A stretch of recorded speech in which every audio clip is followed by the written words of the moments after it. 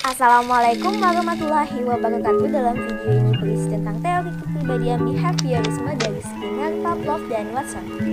Dari kami kelompok 12E001, selamat menyaksikan. Bruce Frederick Skinner lahir pada 20 Maret 1904 di Susquehanna, Pennsylvania, anak pertama dari pasangan William Skinner dan Grace Mange Burhouse Skinner. Dia adalah perintis dari behaviorisme ilmiah. Asumsi dasarnya yang pertama adalah behavior is lawful, yaitu ilmu adalah usaha untuk menemukan keteraturan. Yang kedua ada behavioral can be predicted, ilmu bukan hanya menjelaskan tetapi juga meramalkan. Yang ketiga ada behavior can be controlled, yaitu ilmu dapat melakukan antisipasi dan menentukan atau membentuk banyak tingkah laku seseorang. Struktur kepribadian Skinner ada dua klasifikasi tipe. Yang pertama ada tingkah laku responden, atau maksudnya responden behavior, itu respon yang dihasilkan untuk menjawab stimulus secara spesifik. Yang kedua adalah tingkah laku operan, adalah sebuah respon yang dimunculkan tanpa adanya stimulus spesifik. Dalam situasi yang sama, tingkah laku seseorang bisa berbeda-beda, kekuatannya dan keseringan munculnya. Namun, itu tidak harus diartikan sebagai akibat dari kekuatan dalam drive atau motivasi. Dinamika kepribadian dan belajar. Nah, kepedulian utama dari Skinner adalah mengenai perubahan tingkah laku. Jadi, hakikat teori Skinner adalah teori belajar, bagaimana individu memiliki tingkah laku baru, menjadi lebih terampil, menjadi lebih tahu. Kemudian ada pengaturan penguatan atau schedule reinforcement. Reinforcement bisa bersifat positif dan juga bisa bersifat negatif. Hadiah bisa menjadi tingkah laku yang dihadiahi itu lebih sering terjadi. Dalam hal ini, hadiah juga berperan sebagai reinforcement positif. Reinforcement negatif seperti contoh, ibu memukul dalam arti pukulan itu adalah hukuman kepada anaknya yang membuang pakaiannya sembarangan ke lantai. Dinamika kepribadian. Ada tingkah laku kontrol diri. Prinsip dasar pendekatan Skinner ini adalah tingkah laku. Nah, pengertian kontrol diri ini bukan mengontrol kekuatan di dalam self, tetapi bagaimana self mengontrol variabel-variabel luar yang menentukan tingkah laku. Yang pertama ada memindah atau menghindar. Seperti contoh, orang yang diet membuang semua makanan manisnya. Ada juga penjenuhan, seperti contoh, seorang perokok menghisap rokok secara terus-menerus, secara berlebihan sampai akhirnya menjadi jenuh. Kemudian ada stimuli yang tidak disukai atau aversive stimuli. Seperti contoh, orang diet. Dia mengumumkan keinginan kepada teman sekitarnya. Setiap kali dia mengemil, maka dia akan menanggung risiko dikritik lingkungan dan malu karena kegagalannya. Skinner Box. Skinner menyisipkan tikus yang telah kelaparan di sebuah kotak yang disebut kotak Skinner, yang dilengkapi dengan berbagai peralatan, yaitu kancing, peralatan makan, penyimpanan makanan, lampu yang dapat diatur, dan lantai yang bisa dialiri listrik. Karena kelaparan, tikus mencoba keluar untuk mencari makanan. Selama tikus bergerak keluar dari kotak, tanpa sengaja menekan tombol, kemudian makanan keluar. Makanan terjadwal secara bertahap sesuai dengan peningkatan perilaku yang ditunjukkan oleh tikus. Proses ini dinamakan membentuk.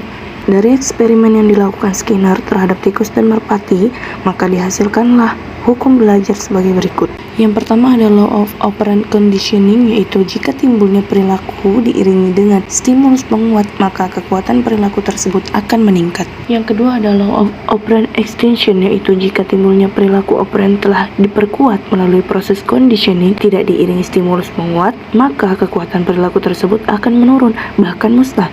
Menurut Skinner, dalam belajar ditemukan kesempatan terjadinya peristiwa yang menimbulkan respon belajar. Respon si pelajar dan konsekuensi yang bersifat menggunakan respon tersebut, baik konsekuensinya sebagai hadiah maupun teguran atau hukuman. Jadi, bisa dikatakan dalam teori Skinner ini, bahwasannya hal terpenting dalam belajar adalah penguatan. Pengetahuan yang terbentuk melalui ikatan stimulus dengan respon akan semakin kuat. Apabila diberi penguatan, baik penguatan positif maupun negatif, di mana penguatan positif dapat meningkatkan terjadinya pengulangan tingkah laku itu.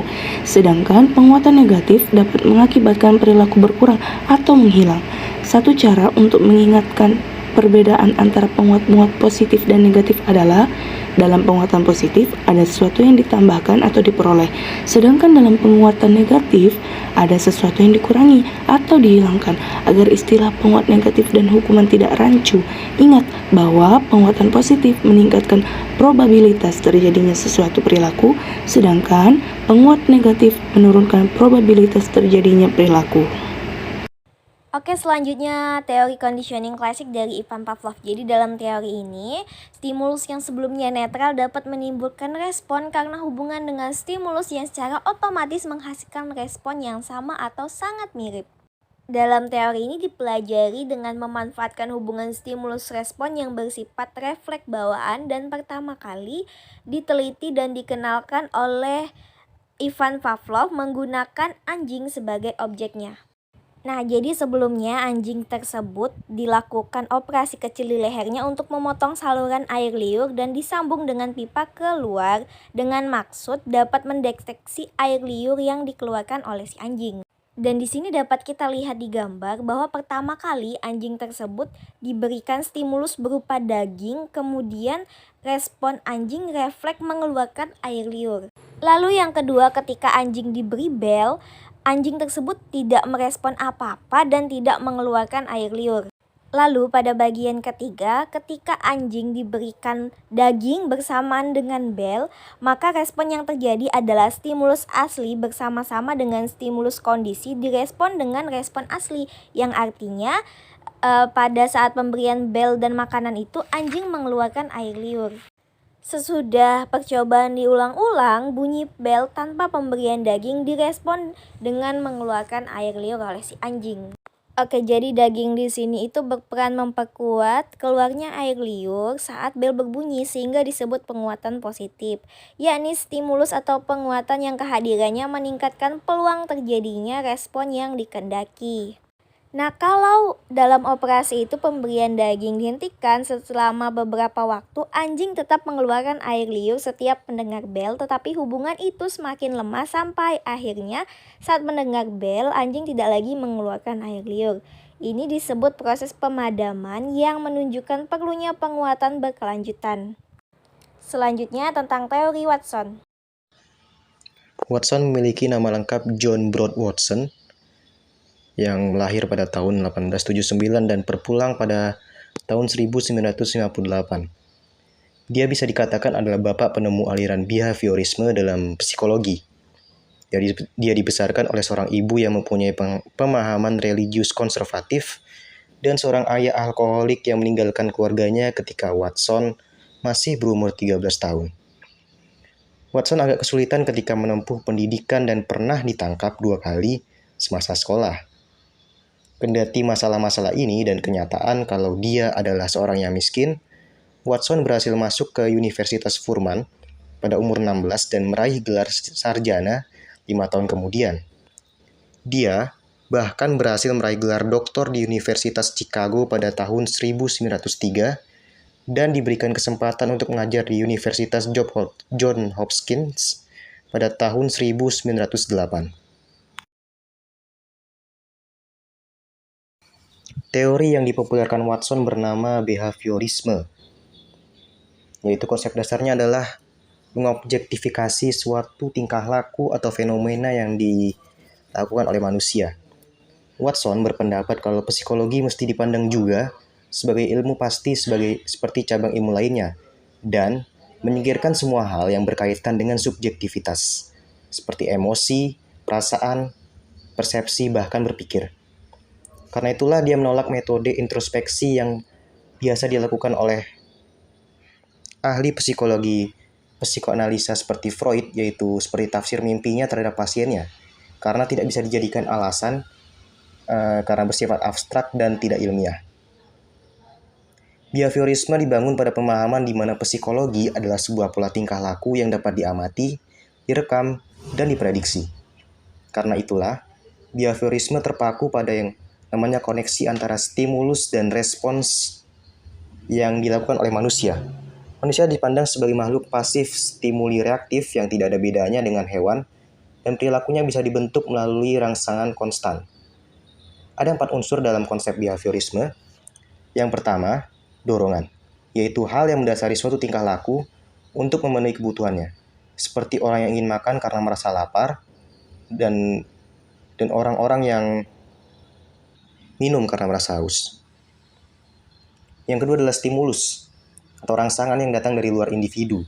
Biasanya rangsangan bisa diupayakan sedemikian rupa sehingga sasaran rangsangan akan bereaksi sesuai yang diinginkan pemberi rangsangan. Yang ketiga adalah respons, yaitu reaksi seseorang yang bisa diamati. Respons bisa menjadi positif, yaitu apabila seseorang bereaksi sesuai yang diinginkan, dan negatif, yaitu apabila seseorang malah bereaksi sebaliknya. Yang keempat adalah penguatan. Penguatan atau reinforcement adalah semacam dorongan tambahan dari pihak luar agar kebiasaan yang terbentuk bisa diulangi secara sengaja dan terbentuk dengan sendirinya. Semisal, supaya anak rajin belajar, orang tua bisa menjanjikannya hadiah atau apresiasi bila mendapat nilai bagus. Prinsip-prinsip dalam teori behaviorisme. Prinsip pertama adalah psikologi mempelajari stimulus dan respons atau SR psychology, yang dimaksud dengan stimulus adalah semua objek yang di lingkungan dan termasuk juga perubahan jaringan dalam tubuh. Sedangkan respons adalah apapun yang dilakukan sebagai jawaban terhadap stimulus, mulai dari tingkat sederhana hingga tingkat tinggi, juga termasuk pengeluaran kelenjar. Respon ada yang overt dan covert, learn dan unlearn. Yang kedua adalah tidak mempunyai unsur herediter atau keturunan sebagai penentu perilaku. Perilaku manusia adalah hasil belajar sehingga unsur lingkungan sangat penting. Dengan demikian, pandangan Watson bersifat deterministik, di mana perilaku manusia ditentukan oleh faktor eksternal, bukan berdasarkan free will atau keinginannya sendiri. Yang ketiga adalah dalam kerangka mind body, pandangan Watson sederhana saja. Baginya mind mungkin saja ada, tetapi bukan sesuatu yang dipelajari ataupun akan dijelaskan melalui pendekatan ilmiah. Jadi, bukan berarti bahwa Watson menolak mind secara total. Ia hanya mengakui body sebagai objek studi ilmiah. Sedangkan penolakan dari consciousness, soul, atau mind ini adalah ciri utama behaviorisme dan kelak dipegang kuat oleh para tokoh aliran ini, meskipun dalam derajat yang berbeda-beda. Yang keempat adalah sejalan dengan fokusnya terhadap ilmu yang objektif. Maka psikologi harus menggunakan metode yang empiris pula. Dalam hal ini, metode psikologi adalah observation, conditioning, testing, dan verbal reports. Yang kelima adalah secara bertahap, Watson menolak konsep insting, mulai dari karakteristiknya sebagai refleks yang tidak dipelajari, hanya milik anak-anak yang tergantikan oleh habits, dan akhirnya ditolak sama sekali kecuali refleks simple seperti bersin, merangkak, dan lain-lain.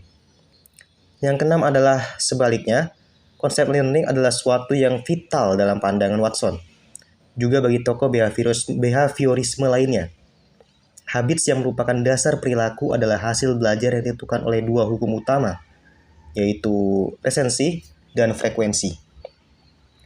Watson mendukung respon kondisional Pavlov dan menolak hukum efek dari Thorndike. Maka habits atau kebiasaan adalah proses conditioning yang kompleks.